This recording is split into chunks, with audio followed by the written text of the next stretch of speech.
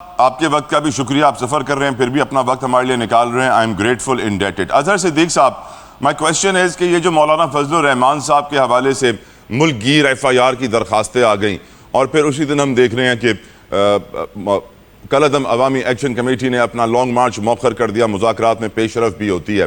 آپ کو لگ رہا ہے کوئی کنیکٹیویٹی ہے؟ آپ کو لگتا ہے کہ جو بات ابھی کامران مرزا صاحب کہہ رہے ہیں کہ مولانا صاحب کے گرد گھیرا اس لیے تنگ ہو رہا ہے کیونکہ وہ پنجاب میں انٹر ہو گئے ہیں؟ تنقید تو وہ اسٹیبلشمنٹ نے بہت وقت سے کرتے آئے ہیں. Your opinion on the whole situation Azhar صاحب؟ بہت شکریہ. کامران مرزا صاحب جب بھی بیٹھتے ہیں کوشش ان کی ہوتی ہے کہ یہ سچائی اور حالات اور واقعات کے مطابق بات کریں. ایک بڑی سیاسی جماعت ہے، مذہبی جماعت ہے اور ہر ایک کا اپنا ایک نقطہ نظر ہے. انہوں نے صرف مولانا فضل الرحمان صاحب کے حوالے سے انہوں نے پارٹی پالیسی بھی کامران مرزا صاحب نے بڑی وضاحت کے ساتھ بتا دی ہے. الفاظ کے چناؤ پہ یعنی مجھے بھی احساس ہے کہ الفاظ کا چناؤ بہتر طریقے سے ہونا چاہیے تھا. یعنی اس کا مقصد یہ نہیں ہونا چاہیے تھا کہ کس کی دل آزاری، اور دل آزاری حقیقتاً ان الفاظ سے ہوئی ہے. میں یہ نہیں کہنا چاہتا، لیکن کیا یہ جرم قابل دستاندازی پولیس ہے یا نہیں ہے، یہ ایک علیحدہ سوال ہے. لیکن پرابلم یہ ہے کہ جس وقت یعنی مثال کے طور پر یہ جو پورے پنجاب کے اندر جہاں درخواستیں آپ دے رہے ہیں، تو میں تو ایک قانون کے طالب علم ہونے کے ناطے میں تو اس سے مقدمہ تو نہیں میں سمجھ رہا کہ اس میں کون سا مقدمہ بنے گا، کون سی دفعات لگے گی. یا تو جو آپ نے پیکا وغیرہ کو لگایا ہے یا پیکا میں ترمیم کر لیں، کچھ زیادہ زیادہ کیا ہوگا توہین کا لفظ آ جائیں گے. کچھ ان کی توہین ہوئی ہے، ڈیفیمیشن کے لاز موجود ہیں، اس میں کوئی شک نہیں ہے. اب پیکا لا کے تحت یہ جرم بنتا ہے یا نہیں جب بنتا ہے یہ اپنی جگہ پر موجود ہے، لیکن تعزیرات پاکستان کے اندر تو میری ایک ناقص رائے کے مطابق بنتا نہیں ہے. میں لفاظ کے چناؤ پہ بالکل میں کہہ رہا ہوں کہ غلط کیا، اور اس پہ یاد رکھیے گا اور جو بھی لاز اور اس پہ میرا نہیں خیال ہے کسی ہم میں سے کسی کو اعتراض ہوگا. وطن کی مٹی پہ جو سودا کرے مفادوں کا وہ اپنے نام سے پہلے ہی ہار جاتا ہے. وطن سے غداری کبھی قابل قبول نہیں.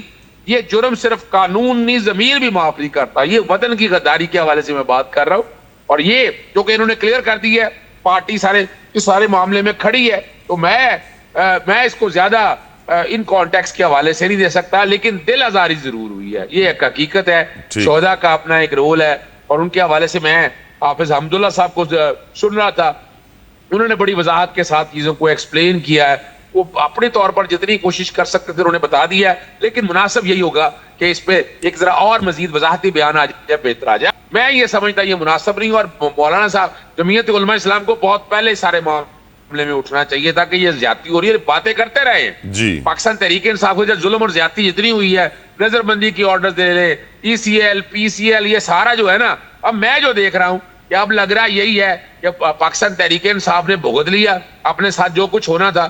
اب آگے کسی اور باقی جماعتوں کی تیاری ہے تو وہ گراؤنڈیں بنائی جا رہی ہے. اب اگلی باری میں یہ نہیں کہہ رہا کہ کس کی، لیکن نظر آ رہا ہے کہ جو حکومت وقت ہے نا اس وقت، اگلی باری ان کی آنے والی ہے. شہباز شریف صاحب نے اپنا ٹینیور تقریباً پورا کر لیا ہے. اب وقت کی کمی ہے. I'm sorry to interrupt. مجھے آگے بڑھنا ہوگا سینیٹر سرمد صاحب کی طرف. سینیٹر صاحب thank you for your precious time. جزاک اللہ خیر. السلام علیکم. سینیٹر صاحب، یہ مولانا فضل الرحمان صاحب کے حوالے سے خبریں آتی ہیں کہ وہ ملک گیر، ان کے خلاف ایف آئی آر درج کرنے کے لیے درخواستیں موصول ہوئی ہیں. اسی دن خبر آ جاتی ہے کہ کالعدم عوامی ایکشن کمیٹی نے اپنا لانگ مارچ مؤخر کر دیا ہے، مذاکرات میں پیش رفت ہوئی ہے. مولانا صاحب خوشی کا اعلان کرتے ہیں. کیا کوئی کوئنسیڈنس ہے کہ یہ دونوں خبریں ایک ہی دن آ رہی ہیں، یا پھر جو بلاول صاحب نے کل پیغام دیا اور جو پریشر مولانا صاحب پہ کریٹ ہو گیا، بہت ضروری تھا کہ کوئی پیش رفت ہو؟ سینیٹر سرمد صاحب، your opinion on the whole situation. میرے خیال میں ان دونوں کی کنیکشن ایز سچ تو بنتی نہیں ہے، اور بلاول صاحب کی جو کل پریس کانفرنس تھی اور جو وہ آزاد کشمیر میں جو رول پلے کر رہے ہیں، اس کے ساتھ آپ کو نظر آتا ہے کہ جوائنٹ ایکشن کمیٹی کی جو لانگ مارچ وغیرہ پوسٹپون ہوئی ہے، اس کے حوالے سے کنیکٹیوٹی یقیناً بنتی ہے. لیکن اصل چیز جو ہے نا مولانا کے حوالے سے میں صرف یہ کہوں گا کہ مولانا نارملی بہت نپی تلی بات کرتے ہیں. جتنی نپی تلی بات مولانا کرتے ہیں شاید ہی کوئی سیاستدان اتنی نپی تلی بات کرتا ہو.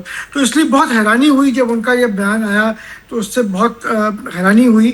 اور میرے خیال میں جیسے اظہر صاحب نے بھی کہا کہ بالکل دل آزاری ہوئی ہے. میرے خیال میں ان تمام خاندانوں کی جن کے بچے شہید ہوئے ہیں، ان تمام शोहदा के वर्षा की, अफवाज पाकिस्तान की, तो मेरे ख्याल में मौलाना को जरा सोच समझ के बात करनी बस चाहिए सरमद साहब आप एक मीडिया जाइंट भी हैं। सरमद साहब आप एक मीडिया जाइंट भी हैं, आप बहुत समझते हैं मीडिया के तमाम तर मामलात को। मौलाना साहब तो काफ़ी वक्त से इस्टेब्लिशमेंट के ऊपर तनकीद करते हुए आ रहे हैं, लेकिन कामरान मुर्तज़ा साहब कह रहे हैं कि अब वो पंजाब में दाखिल हो गए हैं, इसलिए तनकीद ज़्यादा जोर की लग रही है। नहीं, मेरा नहीं ख्याल कि ऐसा कोई इशू है कि पंजाब में दाखिल हो गए। पंजाब में तो उनकी सियासत पहले भी थी। हाँ, ये बिल्कुल दुरुस्त कहते हैं कि बहुत सारी सियासी जमातों के लिए स्पेस पंजाब में लिमिटेड रही है, लेकिन मेरे ख्याल में मौलाना की सियासत जो है वो पंजाब में हर सूबे में मौजूद रही है, और एज सच मैं इसके अंदर कोई वो नहीं देखता। लेकिन मेरा ज़ाती ख्याल ये है कि मौलाना I think got a bit carried away.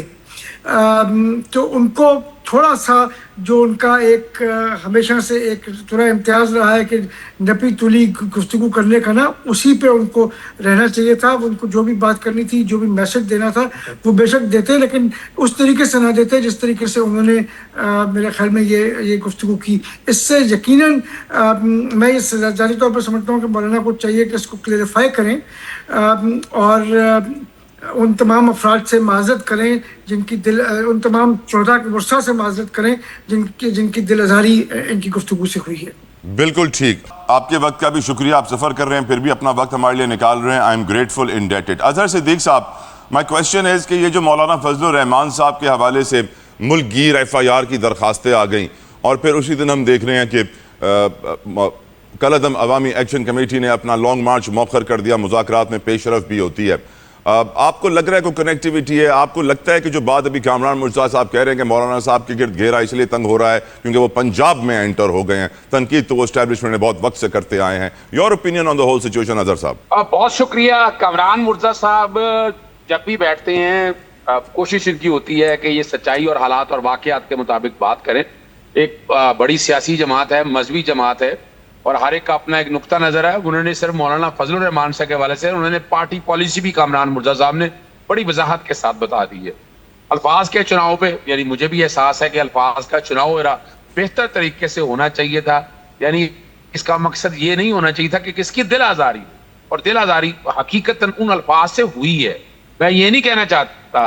लेकिन क्या ये जुर्म काबिल दस्तंदाजी पुलिस है या नहीं है, ये एक अलग सवाल है। लेकिन प्रॉब्लम ये है कि जिस वक्त यानी मिसाल के तौर पर ये जो पूरे पंजाब के अंदर जहां दरखास्तें आप दे रहे हैं, तो मैं तो एक कानून के तालिब इल्म होने के नाते मैं तो इससे मुकदमा तो नहीं मैं समझ रहा कि इसमें कौन सा मुकदमा बनेगा, कौन सी दफात लगेगी। या तो जो आपने पीका वगैरह को लगाया है या पीका में तरमीम कर लें, कुछ ज्यादा क्या होगा, तौहीन का लफ्ज आ जाएंगे।